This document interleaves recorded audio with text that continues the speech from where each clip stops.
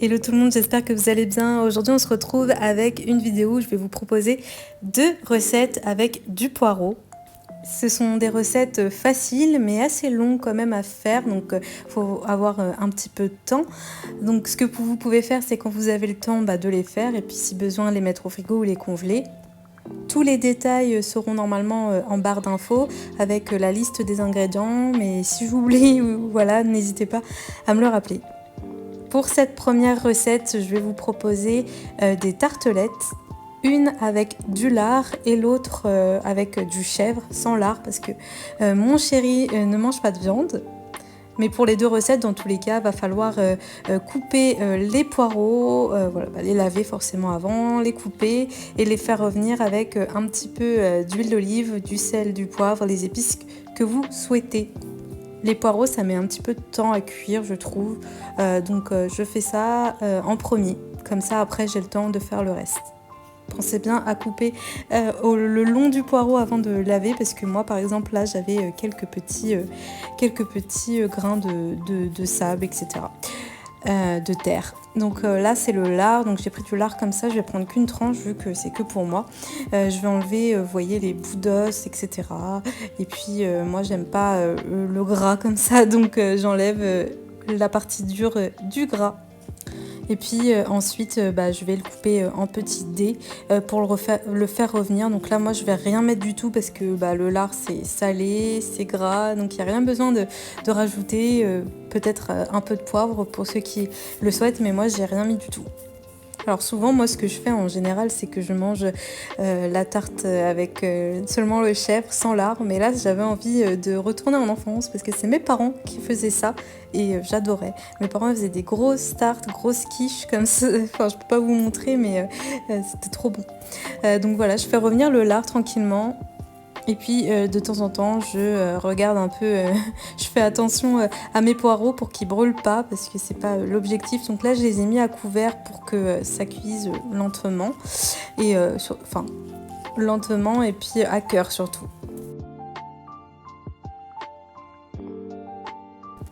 Là, on va passer à la pâte à tarte, enfin la pâte brisée. Voilà, c'est une recette que j'ai faite, que j'ai un peu inventée. Je fais pif paf pouf, comme dirait ma mère, au fil du temps parce que, comme je digérais pas le gluten, enfin pas bien le gluten, et j'avais fait un mixte, voilà. Alors quand je mets que du sarrasin, j'aime pas, et quand j'ai essayé avec d'autres choses, et finalement c'est comme ça que je préfère. Donc là pour le coup, j'en avais fait un petit peu trop. Je pourrais pas vous donner la recette exacte, mais en gros j'ai mis 4 cuillères de sarrasin, 4 cuillères de farine blanche, j'ai mis du beurre. Enfin vous aurez tout en barre d'infos normalement, mais n'hésitez pas à me demander si besoin. Pif paf pouf, c'est en fonction de la texture, voilà, nous c'est comme ça qu'on l'aime, donc je fais en fonction de la texture comme ma maman. Mais si vous le souhaitez, vous faites une recette totalement basique d'une pâte à tarte ou une pâte brisée qui sera même meilleure, je pense. Même si nous, on aime bien quand même ce côté un petit peu rustique avec le sarrasin. Donc ce que je fais là, c'est que je rajoute un peu d'eau pour lier en fait les ingrédients entre eux.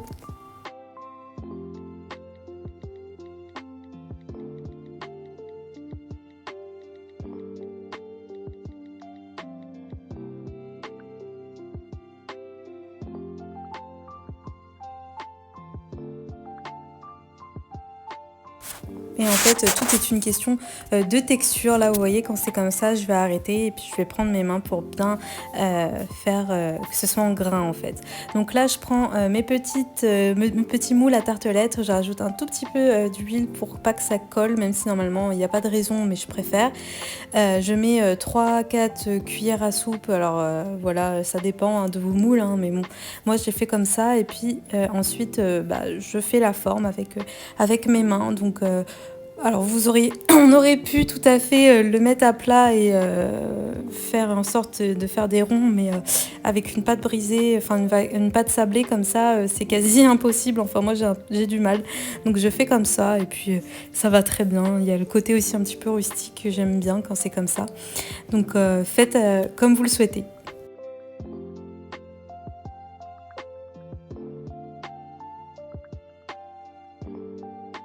Là, on va s'attaquer à l'appareil donc pour les petites tartelettes. Donc avant, ce que je faisais, c'était 3 œufs, une briquette de crème fraîche. Mais j'aime un peu moins maintenant le côté omelette. Donc je mets 2 œufs. Vous voyez, là, ça sera pour 4 tartelettes ou pour une tarte moyenne, je pense. Une briquette de crème fraîche, de crème liquide, de ce que vous voulez. Différentes crèmes, voilà. Je vais mettre sel, poivre, tout simplement. Un peu d'emmental râpé et puis ce sera tout pour cet appareil, tout simple.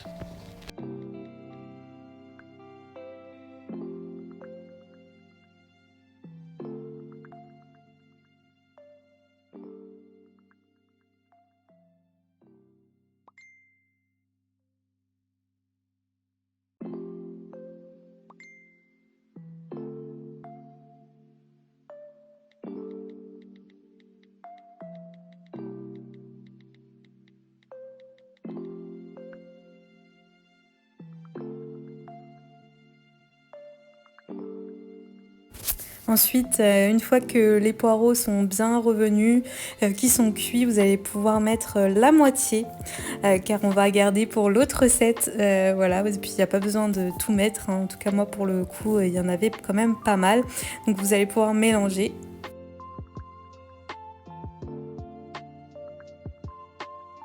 Alors ce que je vais faire dans les tartelettes végétariennes entre guillemets, là où il n'y a pas de lard, je vais faire en fait avec du chèvre. Donc je vais mettre du chèvre en dessous et du chèvre au-dessus. Donc ça sera assez gourmand, c'est ce qu'on aime.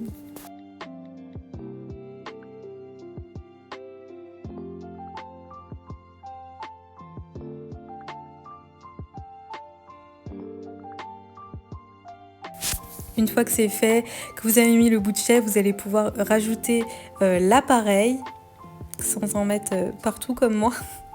Et puis vous allez pouvoir faire 2 tartelettes et puis 2 autres avec du lard.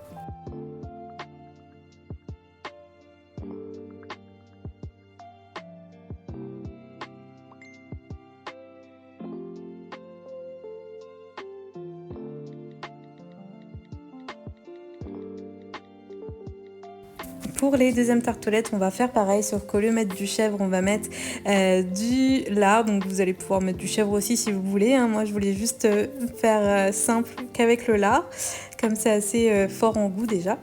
Et puis pareil, on va rajouter l'appareil et puis vous pouvez rajouter du gruyère au-dessus. Moi, je ne l'ai pas fait, comme il y a déjà du gruyère sur l'appareil.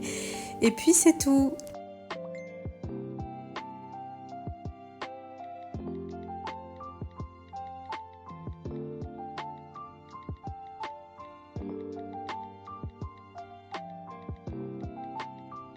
Vous voyez, ça reste une recette assez simple, hein, très très simple même. Si vous achetez votre pâte toute faite, ça sera encore plus rapide.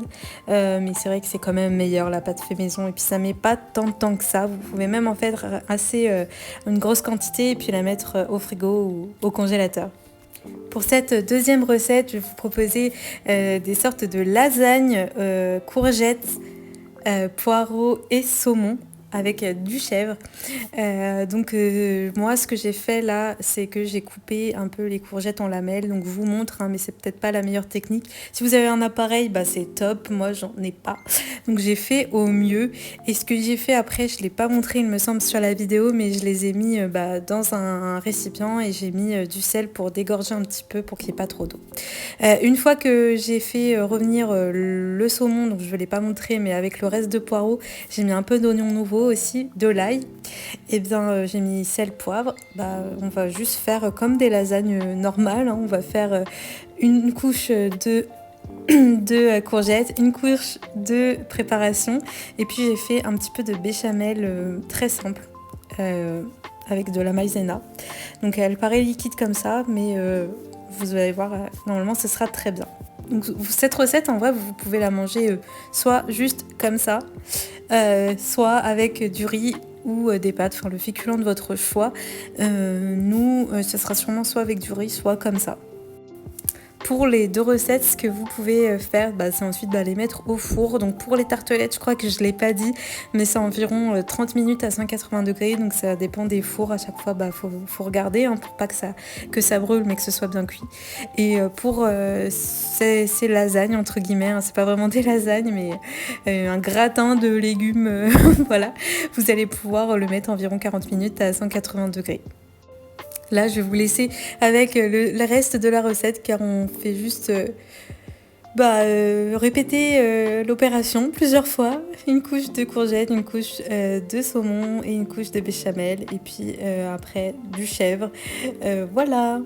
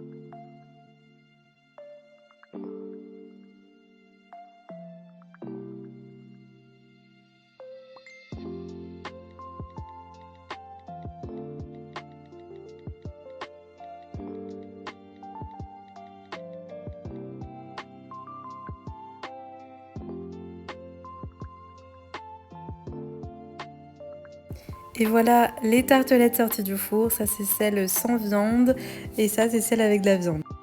Et voici les lasagnes sorties du four, je vais vous montrer les assiettes juste après.